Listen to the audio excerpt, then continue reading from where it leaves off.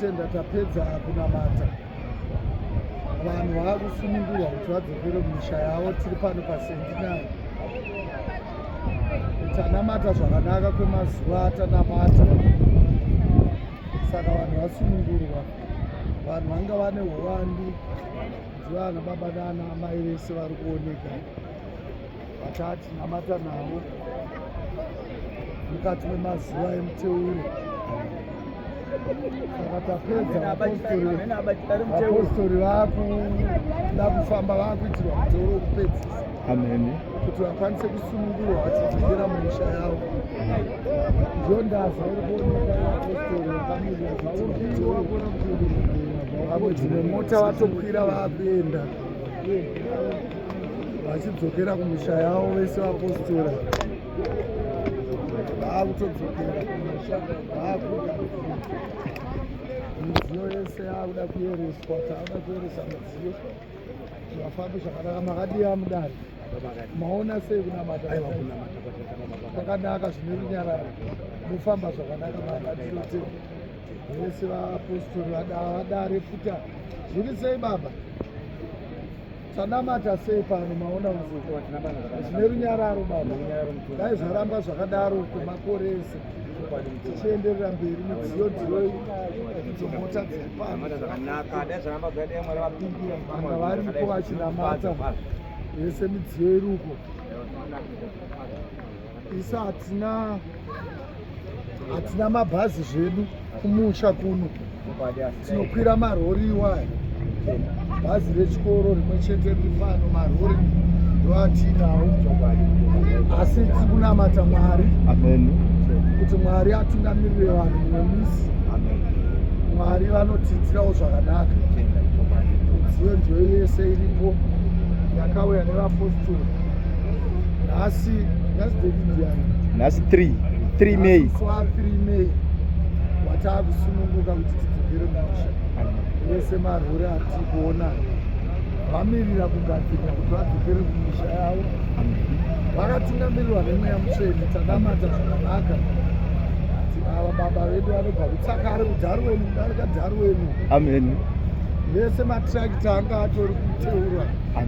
Dzese idzi izvi ndozvifambiso zvedu izvi zvatinofamba nazvo zvatakatenga ichokwadi zvatiri kufamba nazvo tichiita basa raMwari. Ana amai vese vaMwari kunokuudza vese vari uko vaakugadzirira kudzokera kumisha. Aiwa tinotenda tinoimba kuti Mwari achatungamirira vanhu kuti negore rinouya vese vanhu ava vakwanise kudzoka kuuya kuzonamata Mwari. Madzimai seneta maonawo sei vanhu vanamata sei kwa gore rino yamunodzoka muda kutoti mazuva awedzera. Aiwa tinotenda. Aiwa kunamata kwakanaka. Vanhu vanonamata. Chakakosha kungoti vanhu vanamate vachiwirirana. Vamwe vanofumbidzira kuti vanenge vachingorwisa. Ini hanzi yaumboti ndiri mutungamiri wemasowo ayo. Masowo aya dzvane masowo etori nevatungamiri vedu atinoziva. Tingori mutungamiri wemasangano iwaya muri kuona neuwandu hwavo. Bulawayo iripo, Tanzania iripo, Zambia iripo, vanhu vese varipo vabva kunyika dzakasiyana siyana varipo. Avo vamwe vanhu vese vari uko vanaamana vese vanamata zvakanaka ivava. Tinoimba kuti gore rinouya vanhu vanenge vawanda, vanenge vachingowanda kudarika ipapo. Ukaona vanhu vakawanda kudai vachiuya zvokusvika kuma20,000 zvinoreva kuti vanhu vakawanda. Negore rinouya tinoimba kuti vanhu vanenge vakawanda sitereke. Madzimai makadii maonawo sei kunamata kuri sei? Gore reamunei muripo here? Hamurovhi? Aiwa tinotenda munhu waMwari. Vana amai muri sei? Chechi yapera kai dai mazuva aita sei? Mamusinakidzwa kunamata akurwadze. Uyu muprofita ari kutoshandira vanhu. Vaprofita vari kushandira vanhu kuti vanhu vadzokere kumisha vakaereswa. Vese vaprofita vaMwari. vanhu vaakuereswa ngekupedzisa kuti vadzokere mumusha. Amen. Ava ndibaba atosti mudare wedu. Baba atosta. Maonawo sei kunamata baba atosti? Ishe kunamata kwatakuita ezvinezvi. Mwari ava muno muZimbabwe. Mwari ava muno muZimbabwe zvokuti nechido chaiswa navanhu chokuti sangano rakutenga bhazi. Chasara chimwe chete ndechekuti sangano rive nechikoro. Tichipedza bhazi takuenda mupurogiramu yokuti tive nechikoro. Maronga kuti mutenge bhazi. Taronga kuti sangano redu ritenge bhazi. Bhazi takaita quotation rakaita 98,000.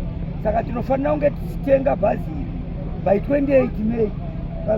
Iye uno in the next 3 weeks tofanira kunge tatenga bhazi. Manje mukataura tinorwiswa kababa. Aiwa havatirwiswe, Satani takakunda kare. Satani aitirwisa, akatirwisa kudhara tikamukunda.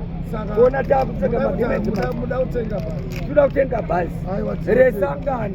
Aiwa tinotenda vatungamiri vese vatinawa. Amen. Aiwa tinotenda zvikuru. Tinotenda baba. Aiwa tinotenda. Tinotenda.